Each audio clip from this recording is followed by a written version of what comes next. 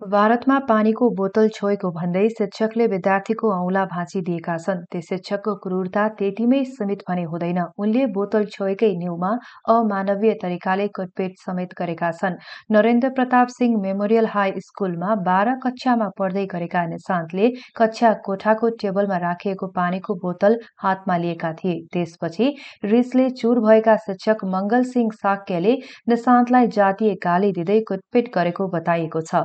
अछुत भएको भन्दै ती शिक्षकले निशान्तमाथि आक्रोश पोखेका थिए। उनको यातना यतिसम्म थियो कि कुटपिटबाट विद्यार्थीका 2वटा औँला भाँचिएका छन्। त्यति मात्र होइन, सो कुराबारे कसैलाई भनेमा भयानक परिणाम भोग्नुपर्ने धम्की समेत दिएको पीडित विद्यार्थीले जानकारी दिएका छन्। भारतीय सञ्चार माध्यमका अनुसार यो घटना भने गत शनिबारको रहेको छ। पीडित विद्यार्थी निशान्तका अनुसार उनलाई जातीय शब्द प्रयोग गरेर गाली गर्नुको साथै विदाको समयमा कोठामा थुनेर कुटपिट समेत गरेको बताइएको छ।